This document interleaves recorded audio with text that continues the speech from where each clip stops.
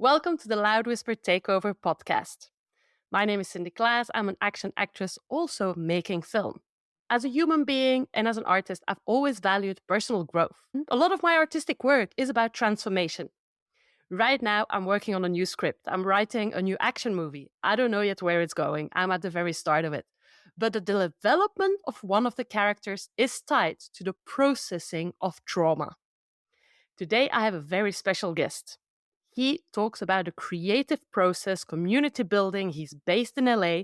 He's a media psychologist, an author of many books, and he has a film and video editor's background. Please welcome Dr. Joshua Lee Cohen. Hi, Dr. Cohen. How are you doing? Thank you for inviting me today. I really appreciate it. I'm really excited to talk to you today. So, you are the CEO of your digital storytelling project. You specialize in film, video-based therapy and trauma and how it relates to post-traumatic growth. Can you give us a little bit of an explanation of what you actually do and what your work consists of?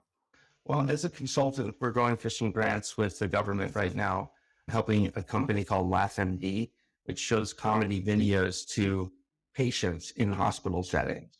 And so we've gone for some pretty important grants like the NIH there's one with the military, and there's a few others with congressional forms.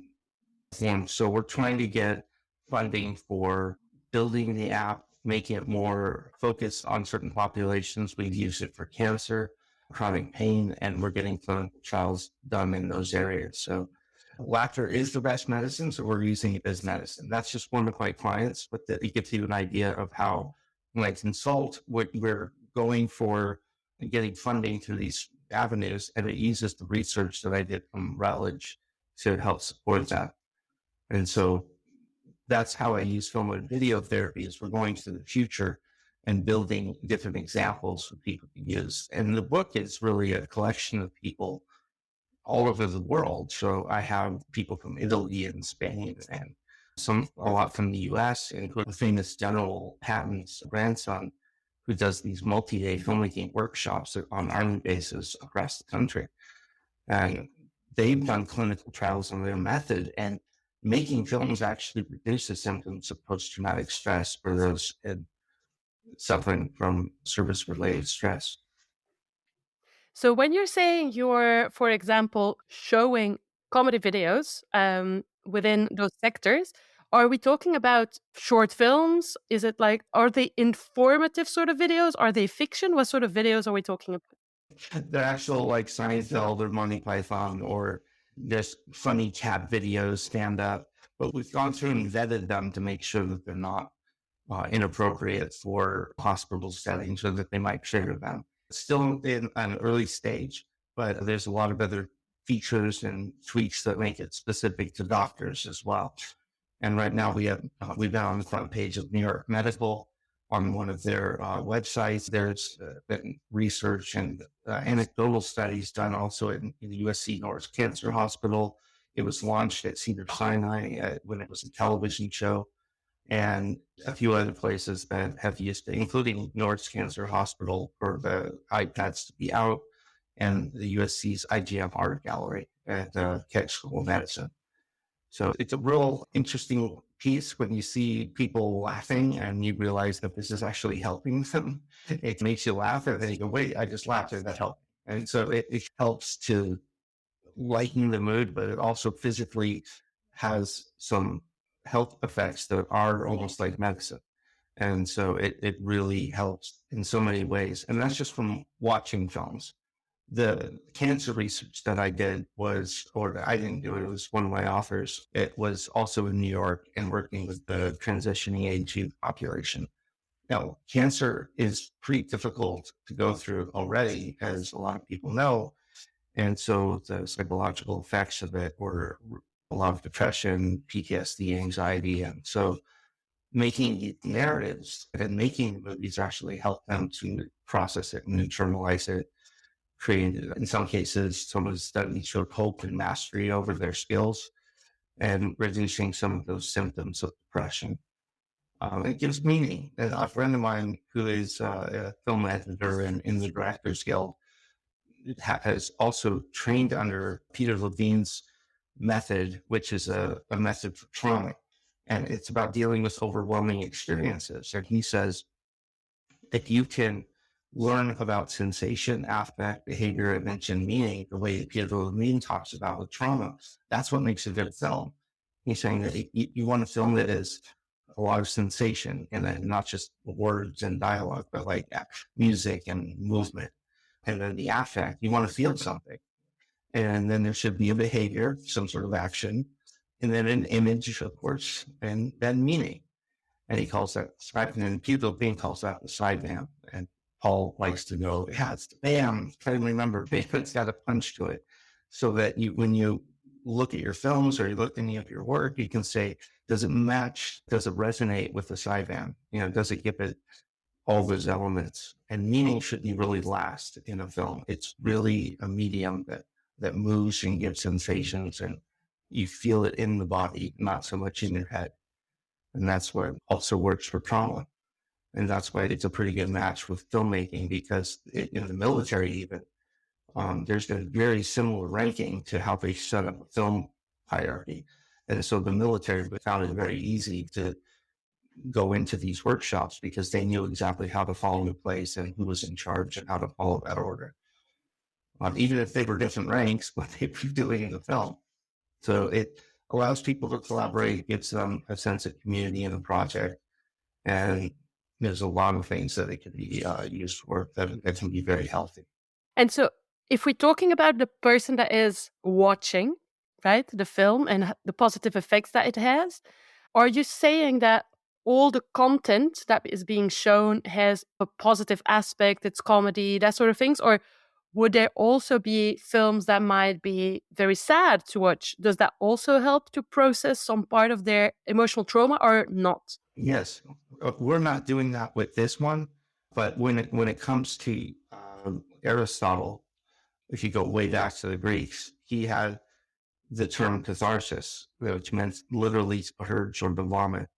And it also means to purify. So people would go and watch like a tragedy, like later with Shakespeare, and it would cleanse and purify the emotions of the audience when you see a tragedy. So that's the purpose of probably why so many Hollywood films are getting the Academy Award, not when they show the altruistic happy ending, but when they show the tragedy, because that really gets into the emotions of the audience and allows you to grieve or feel without having to have a loss. And it's like having wasabi of the soul.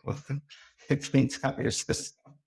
And so I hope that people don't interpret this as only funny videos are going to be healing. The whole gamut is very healthy. And even the ability to make a film, especially, is to be very helpful, but not so much in a therapeutic way. I found it's more about some other things like empowering and connecting, collaborating, and building community. So, and before I ask questions as a maker, I still want to talk about us watching movies. So, obviously, you work with patients that have certain illnesses, or maybe people in the military that are going through post traumatic events. But even us being at home, binging Netflix, should we be mindful of what we watch and what we consume? Because obviously, for example, I love watching a good thriller or something with suspense. Would you say it is positive? It's positive in, in certain circumstances or not? Or what would be your take on this? Yeah, well, it depends, of course, on the person. There's a guy that by the name of Gary Solomon, who's a social worker, and I flew him out for a conference when I was doing my undergrad work. That's where this whole interest started. And he showed films to his patients. So he would say, I think, this kind of reminds me of this. And what's amazing about this, it's so obvious when you hear it, is that the suspension of disbelief is what pulls someone out of denial. And that's the focus of his work. Because then you can really, if you think about it, documentary is more about fact. But with fiction, you get to the truth of real emotions. Not that you don't with documentary either, but film that goes into fiction has a value that is you don't have to worry about the labels all matching up. You can create a world where the truth comes out of how you feel, where documentary does evoke emotion, but it's also more based on, are we getting the facts right? hopefully, and getting a narrative Yeah. based off of that. Because you have they're different animals. So I think a lot of people dismiss fiction as being sort of like, well, I don't want to do a thriller that's bad for you. Sometimes going through a crisis and coming out okay can be very cathartic. And you can feel that in a lot of, horror films and comedies alike. It's just a matter of, is that going to be right for you, or is that going to be triggering to you? Or you might get through it, but do you really want to eat popcorn all the way through? Or are you going to watch Field of Dreams and only think, this is Iowa and they have a lot of corn in the field? Maybe is it cute for me to get popcorn? No, it's my father-son relationships, but if they get popcorn out of it, that's fine. For the sales, I just hope that if people use films for healing, that they talk about it somehow, not just watch it and have the catharsis. But the whole point of what both ways are about is to bring conscious things that were kind of laid dormant in our unconscious, as Freud or even Jung talked about. So bringing that to the forefront is important to share that with someone later, which people do often. They go to the coffee afterwards and they go to dinner and they're like, oh my God, can you believe this? And that actually can be healing right there, because the connection you have with someone afterwards is where all the healing really takes place anyway. Whereas art kind of opens up the door. And that leads me to my next question. My mentor, that I love very dearly, he always told me, Cindy, art asks really good questions. It doesn't per se give answers, but it asks good questions so that we can then create eventually, healthy spaces for debates. And that is the purpose of art, so that those debates and those conversations can happen. So can you talk a little bit more about what you said, like the after film, the having a coffee, the talking about the sharing of what we just saw? Like, what does that generate in our hearts and souls? I love that question, because you're basically asking, what is the soul want? And that's going to be different. The mention that I brought back to trauma is that when you're overwhelmed, sometimes you don't even know that you're overwhelmed over something, but you see a film or you see it happen to another character. I think his name was Neil Gaiman, the famous science fiction writer, talked about how fiction can actually help develop the muscle for empathy. Because empathy is not like, I hear it misused all the time, where people say, oh, you need to show respect. Or they say empathy, but they meant respect. Empathy is like, it's a muscle. You have to kind of develop it as for open up the door for compassion and be receptive. It's not really something you can actionably do. It's more of a passive thing. And so when I hear people see a film, it opens up that door to empathy, because then you're connecting to characters that aren't even real. But you're feeling it like they are, and you're able to find out things about yourself and your friends and your world around you that maybe you hadn't thought of before. And you're going to want to share that with someone, because that helps build empathy, and not just the characters, but people like that, and yourself and the world around you. In film, such a powerful medium. It's not just the actors of the words, just the cinematography, the music, the movement, the blocking, the location. There's so many different people. Even the props person could put in something like, if you think of Indiana Jones when he's getting that idol, that leaves a mark on people for the rest of their lives, and everyone remembers that. So everyone plays a hugely important part, like even the craft service or people on set or behind the scenes when you're doing post. There's so many different elements. It's a huge city that basically comes in and shines a light literally on the actors. And it's such an amazing thing that with all the miscommunication, the world that these projects can even come together and people can even finish things. That amazes me. Probably a lot of the people in that too, but it's if you think about it, it's like one cohesive message when it's done, but there's like 15,000 people involved. Not even exaggerating. It's amazing what happens when that comes together. It happens all the time. Like it's nothing. It's so true. It is such a magical experience. Like my first ever short film, it was a passion project. I didn't even know how to make a film. And all of a sudden, I attracted 26 people to make it, which was absolutely insane. And yeah, it was like such a phenomenal thing to witness of how everybody just moved together as a one. And as a team, we came together within a matter of days and then seeing the final product. I just want to bounce back on something that you said that I thought was really powerful, which is through film, we basically develop empathy, we create empathy, and we often talk, I think, as actors, as filmmakers, we don't do it for the fame, but we are storytellers, and stories kind of change hearts and can transform people or give hope. But what you're saying is not only that, we also contribute to the wider world because we help people develop and nurture their empathy. That is so incredibly powerful.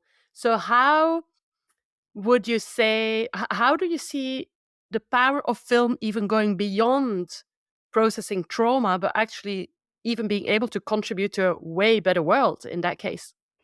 I think a good explanation would be from a Kurosawa film, where it's called Rashomon, where I think they have so many different angles and stories contributing to this one event. I think a woman was raped, and then someone comes in and explains it to the police what his story is, and then they show the film again from another person's perspective, and none of them line up.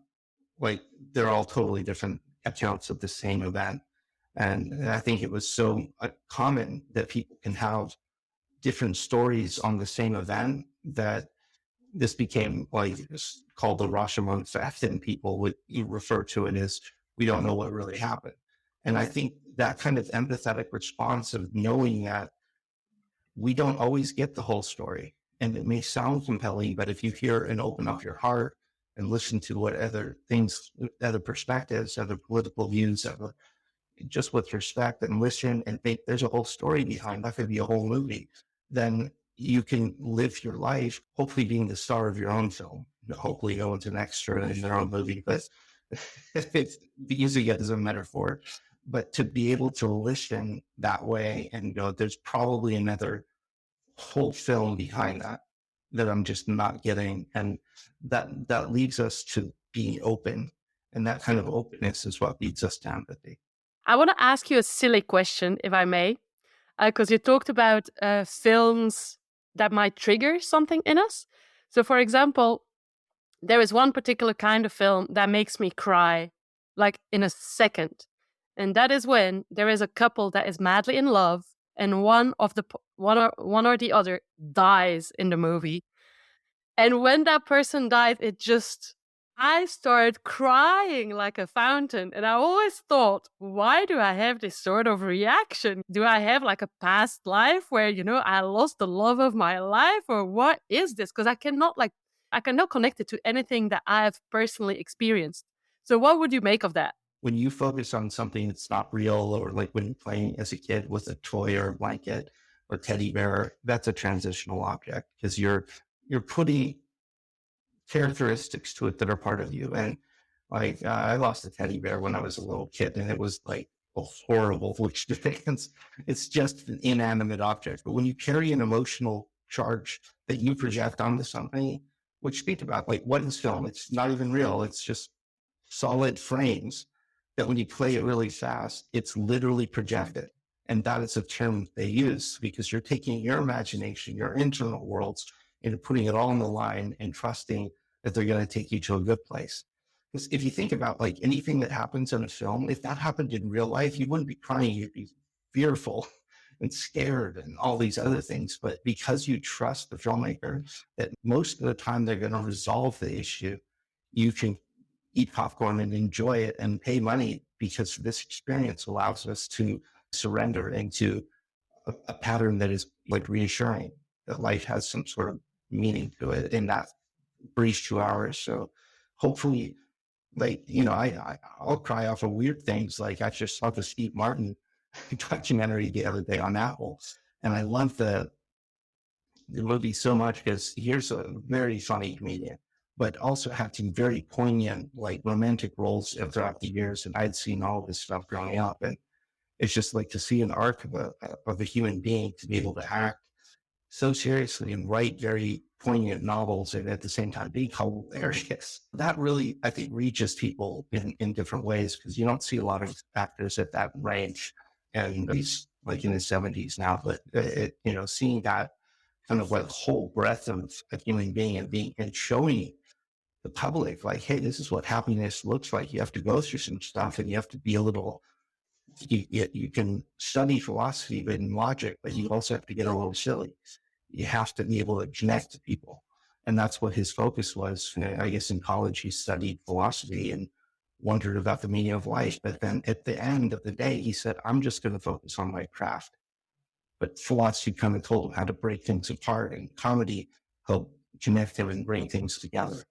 And then his acting career like brought him into a longing that kind of made it more about romance and searching and connecting in different ways. And then his books and all these other things and his music, people are so multifaceted that, you can reach out in a romantic film and maybe that is part of you that, is still longing for something.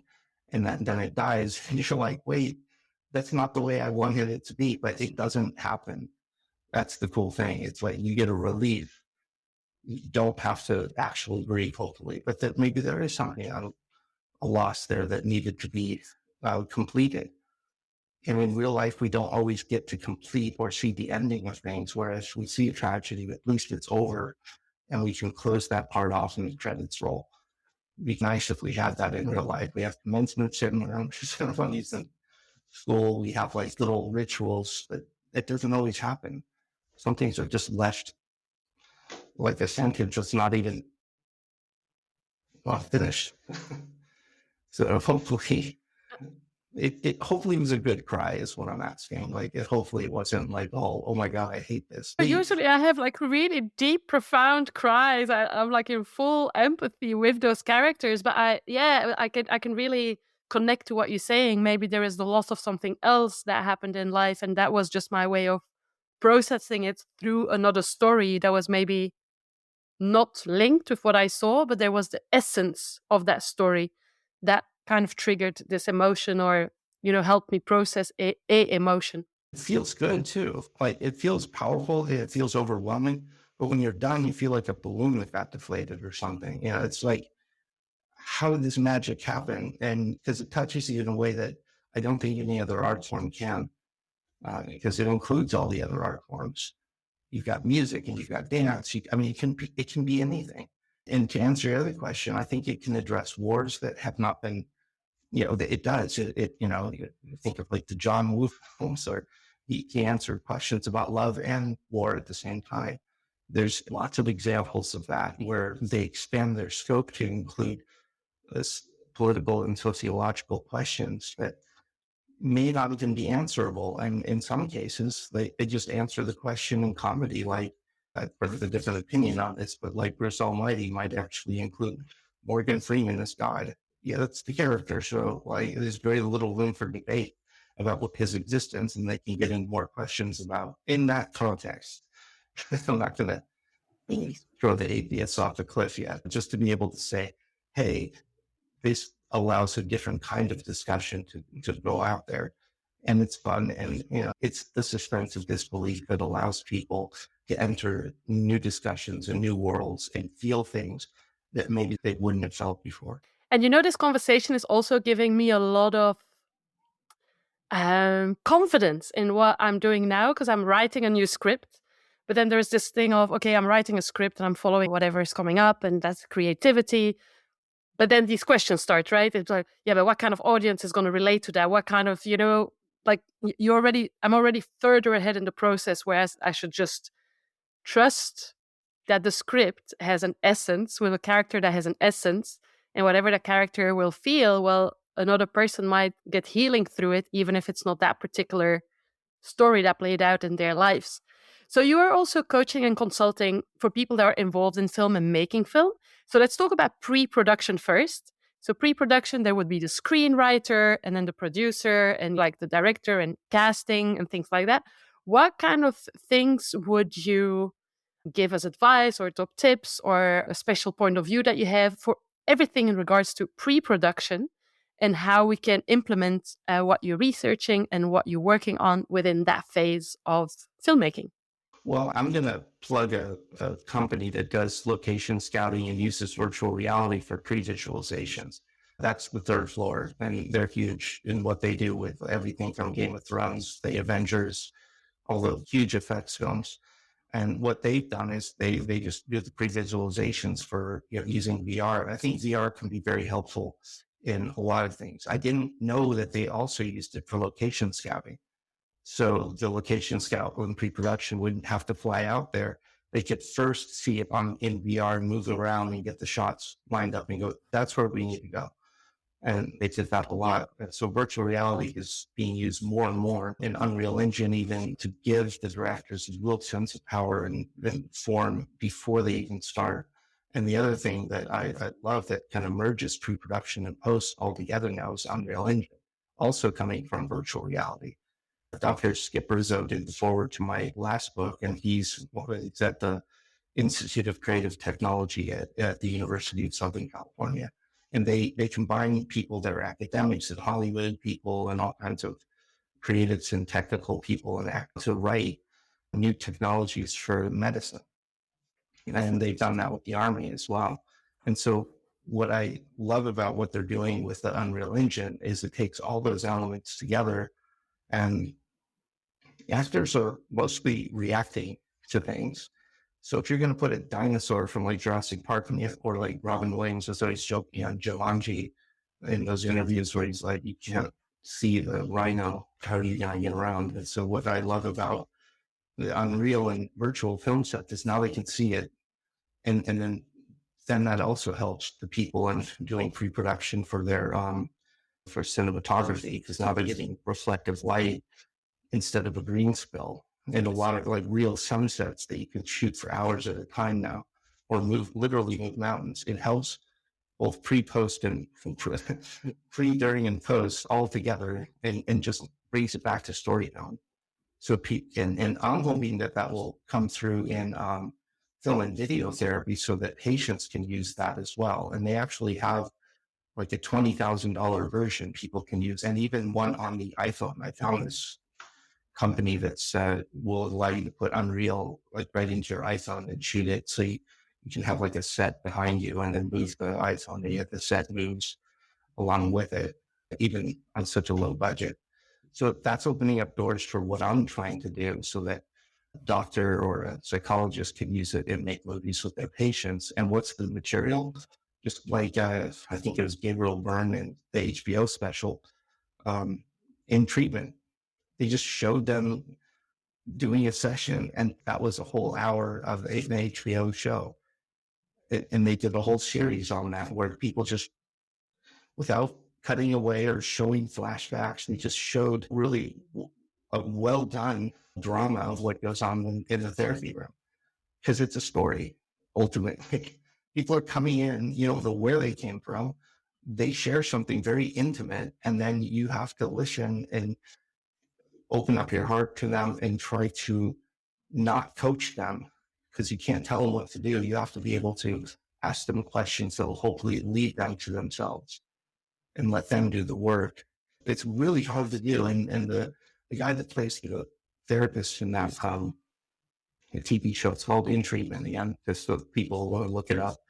It's just an amazing depiction of what a therapist goes through and what the patient goes through, and how that dynamic is very dramatic. I don't even think they put music to it. It's just a session, and there's so much going on there. And when people find themselves, or they find these triggers, it's really easy to identify with them. So storytelling is essentially just being able to lose your suspense, create the suspense of disbelief, and just enter that world.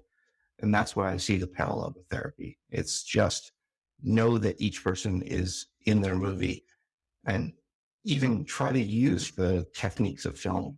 If we could use the techniques of seeing it as not the production end, but more as the writer's end, or even the film viewer's end, to say, look, this content that we're watching or that we're creating in our lives could be like a film. And know when you're in the second act of the film. You know that when you're watching it, But it's hard in real life to go, I'm going through all this right now, probably because it's going to get resolved later if I address it. And that could be very comforting because after a while, life does tend to have like an arc to it.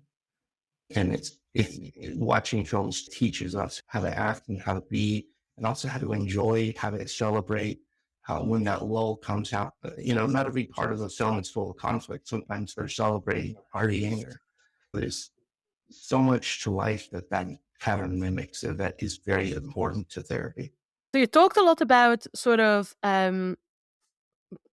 film that can be made between patient or about patient, about therapist, or between therapist and patient. Do you have another example of a production that has been maybe implementing some of what you're talking about within their team and within their creative process, but where the end result was a wider audience and where there was still a possibility or open doors for healing, even though they might not have been the military or patients, but where as creators, as filmmakers, we as a team can really take something from this to say, oh, my film is more than just this story. Do you have another specific example that you could give? The book that I did just recently, Film and Video and Trauma, there's a film in there called the director and the drama therapist that worked on it the director called the film Game Girls. It went to a lot of festivals. It was seen by a wider audience, but it addressed some of the issues at the time of Skid Row in Los Angeles. And so she brought in a drama therapist to work with them and talk to them. And just for the audiences that don't know Los Angeles, so Skid Row is an area in Los Angeles where there is a huge amount of homelessness and also a big community of drug addicts that are living in the streets, right? Thank you for filling in. Unfortunately, that's the way it is. And it's hit almost a crisis point where our mayor, Karen Bass, has declared that as her first priority. And because our governor also had a large priority in focusing on that, he, even before COVID, did a lecture, like a press conference at a boarding care home. So that it's become really almost a hopeless situation, but they're focusing on a lot of resources, boarding care homes, affordable housing, and just trying to make it more accessible. My goal, I think, with putting up that particular chapter in this to bring awareness to it, and so people could read the book. And I have a website that I'm going to plug that later, is so people can see clips of the film, they can see the work that people do with clients, and they can have an idea of what we do, because people have been doing this since the 40s. I just trademarked it and called it film and video therapy so that it continues to have a license attached to it, and it starts to build a brand that protects the professionalism of both communities of filmmakers and therapists, so that therapists don't start thinking they're filmmakers and filmmakers don't start thinking they're therapists. But ultimately, I think where it's headed, and I hope it does, is that peer support specialist is a new bill that was passed into law. And so if people started taking those courses, which they're not that much, and sometimes you can get scholarships through like NAMI, I think filmmakers could actually take that and learn how to support each other officially and bill off a Medi-Cal for that. That would be really helpful in the community, because not everyone could be everything to everyone, but that might be a way of doing healing films on a massive level. And there's a lot of communities that can do that. I just see that it's a real potential boon and benefit for Hollywood, because I see so much suffering, artists and people trying to struggle for money. And that could be one way of really reaching out and honing the craft, getting paid for it, and supporting each other in the process, which would make a better film too. So the funding would come out of the film as a better reach to the audience, because then there's a more tender moment or more ability to reach those, especially for indie filmmakers. There's a lot of struggle there to do this on every level. That might be one way of doing it. And that's something I'm going to try to focus on in the next book. But I think getting it out there in a podcast, it's like, hey, it's open to anyone to do that. You just have to take the training course and pass the test. And then you basically, well, I'll figure out a protocol for it later, but I think people can figure it out. There's enough problems in the world that if that solved all of them and I put myself out of business, that's awesome. Because I don't think we're going to get to the root of all trauma. I think it's just, unfortunately, it's going to be around forever because that's just a part of life.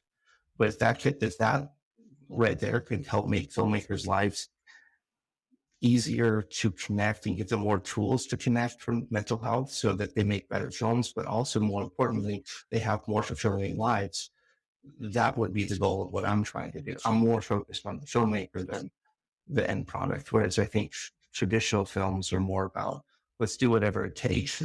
Let's get a good, let's, check the gate, clean it, and then go on. And we'll forget the person that's screaming and crying on the ground and just tell them to get up and hurry up and wait.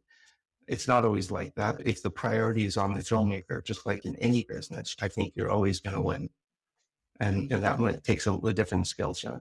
But they have trainings for that now. So you wouldn't have to go to be a psychologist. You just have to have lived experience. And then that lived experience is something that you relate to others with, and that they're saying is what helps heal.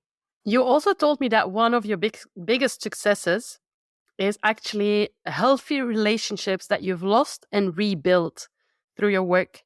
Can you tell us a little bit more about that? Yeah, I'll self-disclose a little bit because I do have a PhD. I'm clinically trained, but I have lived experience with bipolar disorder, which just wreaks havoc throughout one's life. There's never an end to it. And when I got divorced and I lost a lot of connections in my family, I burned almost every bridge you could imagine in my life, from banks to schools. I was just a wreck. So when you have healthy relationships in your life, you get your family back, you get your friends. Even my ex-wife and I connect on I send her jokes a lot. We keep a healthy boundary though. And so if you have three things I think are really important that I learned about reconnecting is have love, the appropriate boundaries, and the occasional cheeseburger. I just threw in the third one. But if you I don't know why, but those things can really strengthen any relationship is when you have those boundaries and people feel that sense of power back and their sense of respect. And then it allows room for play and enjoy all those other ones. And it's just true for everyone. And it really helped me to get back connected to my family and a lot of my friends. And even honestly, when you have respect, even your enemies will look at you differently. Those still may not like you, but if they have a respect for you, you get that boundary back. And that's a good way to be in the world when you literally respect everyone you see, even the people you don't like or whose opinions you just want to change because they're just wrong, but you respect them anyway because they're a human being and they have a right to see things through their lens. I don't know their Rashomon effect. I don't know their story, and I'll never know their story, so I can't really judge them the way I want to. I have to take that in and go, yep, there's more to it. And I think films can teach us that. There's no other medium quite like it in the history of mankind to have that many art forms. And then editing's like a new thing. We don't, you have dramas on stage, but even Carl Jung said, he's never seen something like a movie because you can see the entire arc of the character from beginning to end in a way that theater just doesn't do. So it's an amazing thing we've had for 100 years. And it's just getting better and more accessible for people to communicate what's his name? Igmar Bergman said it's a soul-to-soul communication. And that's really the heart of what I'm trying to do. It's not medicine in the sense that you're taking a pill, but you're getting into the soul of something, a deepening of experience that you just can't get with words. These personal stories, have you actually translated them in film as a method of healing?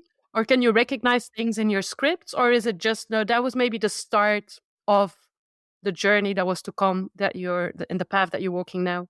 Well, it's more like a journal. Maybe someday I'll have the money to show it publicly, but I would get dinged by the studios if I did. Rightly so, because a lot of it is their work. And I've done this before where we approach them for the book. They'll let you show clips in certain ways for educational, but if you combine things, they don't like that. because it messes with the intended copyright of the artist. And I agree with that. So what I've been doing is more of like a personal soul collage to try, or vision board to try to visualize my life, or anything and everything, like you said, does it have a broader impact? You can affect politics, this not affect politics. You can address deeply held beliefs and say, I would like to see it that way. It's like in this movie when it turns out that way. You can imagine stuff that is impossible and may always be impossible. But by starting from the point of, I would like to make the world a better place, why not visualize it? Because you can't really build a building until you do the architecture, like until you go to an architect and build a better world. So to make the world better, you do have to start with yourself. But why not, while you're there, imagine everything better and just take it in that way? It may not happen, but there's no harm in doing a film about it, or actually there would be if it doesn't sell. But if you're doing it for like yourself and you're writing and you're imagining things, yes, we still need tragedy though, because that also brings us back to reality. But all those genres will come into play. We can't get away from trauma in the world. That's just part of human nature, but we can change the narrative and how we own up to things. And as a society, we're starting to do that a lot more because there's so much change going on. We can hardly keep up with it. And I think art has a huge influence on how we deal with stuff like AI. It's been there since Isaac Asimov did his work with AI, or even Arthur C. Clarke back in the 60s. They've been warning us, they've been telling us, they've been showing us how to deal with it. And now that it's here, we should dust off those old books and movies and say, how did they deal with it before it became an actual issue? Because there's some beauty to it, and there's some danger to it. So we have to look at it from, see what we've already done in art and how to handle it, because it's not going away. Even if we'd like to think stuff like that, we can challenge these things through the art, and it's happening. And people are asking questions. So they're going to coffee and they're talking it out.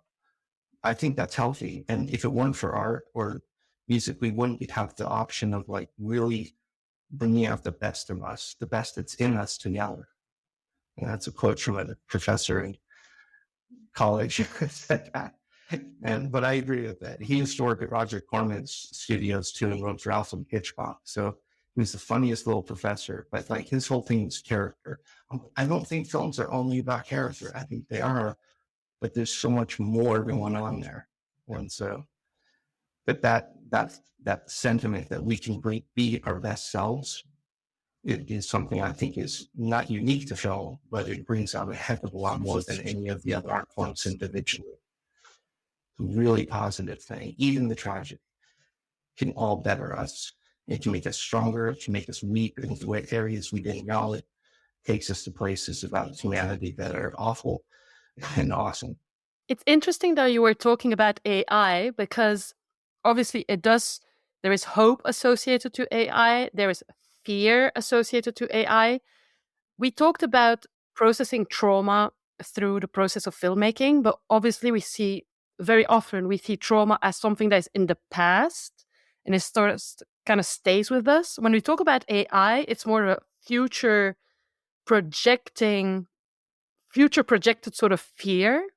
Do you think we can also process these fears of the future, the traumas of the future that haven't yet happened in our body, through this, this mixing of psychology and trauma processing, but going forwards rather than going into the past? For example, the Black Mirror on Netflix, it creates a lot of people, it creates a lot of anxiety rather than there is no much sense of peace when people watch these episodes. So in that sense, I'm asking, can we actually process the trauma of the future, or do we actually just generate more anxiety with it? I don't know. I think that if we addressed it and stay in the present, that means physically watching how we react. And then after we're triggered by something, don't hold it in. Go to a friend, go to the coffee, go to someplace where you could walk outside and just talk and move. And that's important to move, exercise, and when this is happening, or just like if you're introverted, listen to music or read a book and just passively take in what triggered you.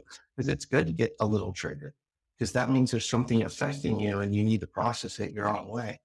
But that also leads to a lot of creativity on your part because now you have something to say.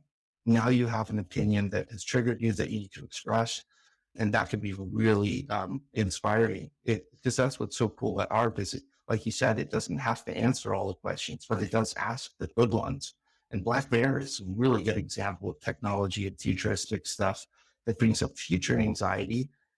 And we can make it a better future. I don't know if you remember the film Argo. So that was the Ben Affleck film about that using films to help people get the hostages out of that region. So I think what I'm saying is that filmmaking can also help us project into the future for the next generation, not just for us. So sometimes we get this future angst that never happens. But for the present, that's the most important thing, being able to focus on what's present in our body, what the anxiety is, and not going so far over threshold that we just zone out. That's not okay. We need to be present and have a little bit of anxiety, but not too much. So that's what Peter Levine calls our nervous system getting back online. If we allow it to regulate and do its thing, like a lung breathing, then we'll have healthy emotions and healthy amount of anxiety.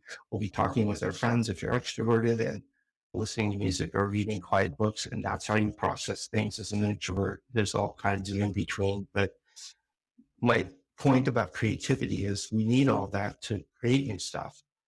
And I think what's happening from what I understand in the film industry is they're being pushed too quickly to produce stuff without that reverie or reflection, which is where the creativity really happens. And so that's a fault of the way the system is set up right now. And I know they've had problems with writer strikes and acting strikes and all kinds of stuff systemically. It would help if producers really understood that about their creatives so that they could allow them to have some space to really have reverie and do the kind of work that ends blockbuster films, which is when they're quiet and allowing that empathy and that space to come in. It would really help. And then they wouldn't have to have all those strikes because they'd be making so much money off of real creativity, not pushing them. And then they wouldn't need AI to come in. They could have real people doing stuff, which is, you can't have a healing film with a robot. And as much as it might even be a good film, it's not going to happen because it's not going to heal ever. Healing comes out of real people because robots don't feel. Well, Dr. Cohen, this was an incredible conversation. As an action actress, as a filmmaker that is also writing for sci-fi, action, thrillers, and suspense, I feel really inspired. And I also have a boost for my creativity and trust also what is coming out of me, because contributing to the wider world has always been a part of my purpose as an artist. And this conversation was a very, very enriching and just gave me a lot of, yeah, let's go for it. So I hope that creatives that are listening to this episode will definitely feel the same. Dr. Cohen, where can people find your work, or if they want to work with you, read your books? Can you please give us the titles, the websites, your social media handles, and everything else? Awesome. Thank you. And it has been a pleasure to be here. I just want, knowing that you got inspired and feeling relief and going back to doing your craft is exactly what the purpose of what I'm trying to do is. Not to criticize Hollywood, but to say, you're doing such good work. It's so much more important than just entertainment. This is really affecting people's culture. And we need this. It's not a want. We need this. You try to take away someone's film that they watched when they were a kid and they will go nuts. They need it like it's like they own it almost. And so it's really important to have indie films and all the different gamut because they speak this all of everything out there. So to find out what I do with therapy, go to filmandvideobasedtherapy.com is the one in the book. It'll connect you if you want to find me. There's a link to your digital storytelling project on that website. And that's where I do all the work with grant writing. And I don't write grants, I just assemble teams, and there's a professional team that does the writing. But I'm more like a consultant, and I help find things and make them work regardless of what technique or skill we use. But I'm not standoffish. I don't even get paid until they get paid. I get paid out of the grant or whatever comes through. That way people know that I'm working with them and doing everything I can because I'm motivated by the end result, not by, hey, I'm just going to tell you some advice and walk away. Thank you so much, Dr. Cohen, to be a light in this world and to encourage everybody to make this world a better world. I will make sure that I will put all the details of your books and your website in the show notes. And I can't wait to just continue following your work. Thank you so much. Thank you. It's a pleasure to be here.